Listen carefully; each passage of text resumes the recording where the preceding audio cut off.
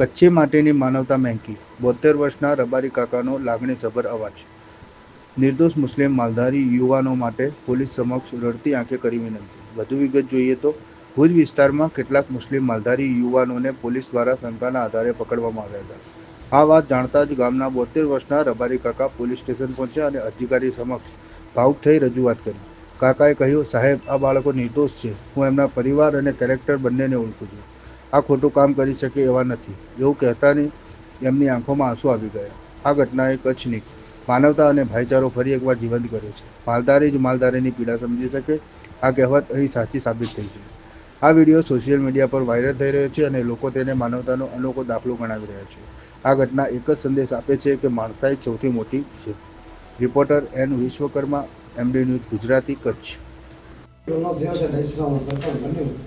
હું રબારી છું. આ મુસ્લિમ કોણ છે આપણે જાણતા હોઈએ, તમે હિન્દુ છો તો આપણે એમ જાણતા હોઈએ કે આનામાંથી આપણે એનરાજ ના આવે. હવે પણ મને વિશેષ છે 72 વર્ષ મને સાહેબ થયા છે.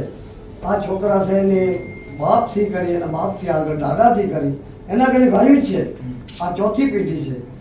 લગભગ અમને બધા જીવ નહીં હોય 80-90 છે. એ તો 85 મને અધિકાર આવ્યા લખ્યા છે. અને આ બધો રાતનું પ્રકરણ બન્યું. 3 વાગે કોઈ છોકરા ઘરે સૂતેલા હતા.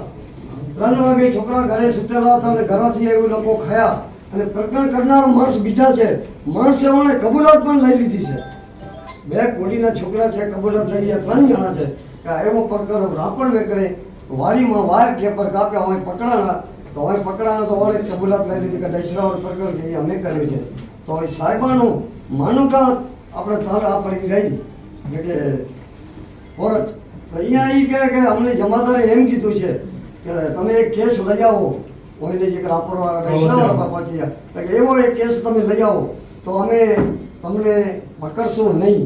તો રાપરવાળા ઘણી વાયર કેબર કાપતા હતા તો ઓલો કે પકડી લીધો, દમ દાટી દીધી છે. પબ્લિક છે, ગુનો કરો હમણાં હું તમારો ગુનો કરું તો સાહેબ મને તમે 2 માથા હણો, જરૂર હણો. હું રબારી છું, 72 વર્ષ છે, પણ આ ગાયું મારો છે ને આ છોકરા એનો કોઈ અપરાધ નથી. આટલા એના બદલા છે. એની મા પણ વિધવા છે સાહેબ.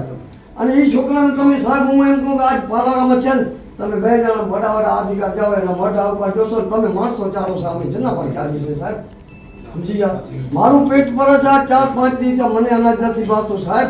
પણ હું એટલી વિનંતી કરું છું, આ બદલાને કારણે આ ખોટો અન્યાય થયો છે. પણ ખોટો અન્યાય થયો કે આપણે આ કોણ દોડે 72 વર્ષ રાતના પગ હાલે નહીં, પણ ખોટો અન્યાય છે. પણ કોણ તમે સાહેબ નિયા કરો. હવે કોઈ છોકરાને છૂટા કરો. ચોપાસ વાળાસર છે, બહુ ડોખી છે.